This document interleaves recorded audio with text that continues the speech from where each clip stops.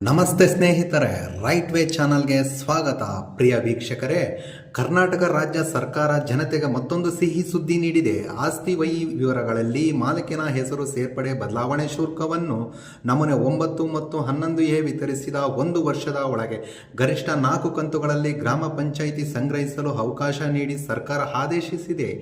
ಈ ಕುರಿತು ಗ್ರಾಮೀಣಾಭಿವೃದ್ಧಿ ಮತ್ತು ಪಂಚಾಯತ್ ರಾಜ್ ಇಲಾಖೆ ಸರ್ಕಾರಿ ಉಪ ಕಾರ್ಯದರ್ಶಿ ನಡವಳಿಯನ್ನು ಹೊರಡಿಸಿದ್ದು, ಗ್ರಾಮ ಪಂಚಾಯಿತಿ ವ್ಯಾಪ್ತಿಯ ಆಸ್ತಿಗಳ ಕರ್ನಾಟಕ ಭೂ ಕಂದಾಯ ಅಧಿನಿಯಮ 1964ರ ಪ್ರಕರಣ 94C, 94CC, 94D ಅಡಿಯಲ್ಲಿ ನಿವೇಶನ ಮತ್ತು ಮನೆ ನೀಡುವ ಆಸ್ತಿಗಳಿಗೆ ಈ ಸ್ವತ್ತು ತಂತ್ರಾಂಶದ ಮೂಲಕ ನಮೂನೆ 9 ಮತ್ತು ನಮೂನೆ 11A ನೀಡಲು ಕೈಗೊಳ್ಳಬೇಕಾದ ಪ್ರಕ್ರಿಯೆಗಳ ಬಗ್ಗೆ ಸರ್ಕಾರಗಳಿಂದ ಆದೇಶ ಹೊರಡಿಸಲಾಗಿರುತ್ತದೆ.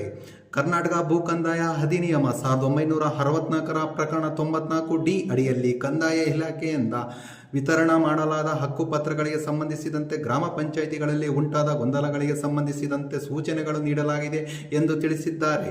ಪ್ರಸ್ತಾವನೆಯಲ್ಲಿ ತಿಳಿಸಿರುವಂತಹ ಅಂಶಗಳ ಹಿನ್ನೆಲೆಯಲ್ಲಿ ಗ್ರಾಮ ಪಂಚಾಯಿತಿ ವ್ಯಾಪ್ತಿಯಲ್ಲಿನ ಆಸ್ತಿಗಳಿಗೆ ಕರ್ನಾಟಕ ಭೂ ಕಂದಾಯ ಕಾಯ್ದೆ 1964ರ ಪ್ರಕರಣ 94C, 94CC ಹಾಗೂ 94D ಅಡಿಯಲ್ಲಿ ನಿವೇಶನ ಮತ್ತು ಮನೆ ನೀಡುವ ಆಸ್ತಿಗಳಿಗೆ ಈ ಸ್ವತ್ತು ತಂತ್ರಾಂಶದ ಮೂಲಕ ನಮೂನೆ 9 ಮತ್ತು 11A ವಿತರಿಸುವಾಗ ಕರ್ನಾಟಕ ಗ್ರಾಮ ಸ್ವರಾಜ್ ಮತ್ತು ಪಂಚಾಯತ್ ರಾಜ್ ತೆರಿಗೆ ದರ ಮತ್ತು ನಿಯಮಗಳು 2024ರಂತೆ ಆಸ್ತಿಗಳ ವಹಿಯಲ್ಲಿ ಮಾಲೀಕರ ಹೆಸರು ಸೇರ್ಪಡೆ ಬದಲಾವಣೆಗೆ 1,000 ರೂಪಾಯಿಗಳು ವಿಧಿಸತಕ್ಕದ್ದು.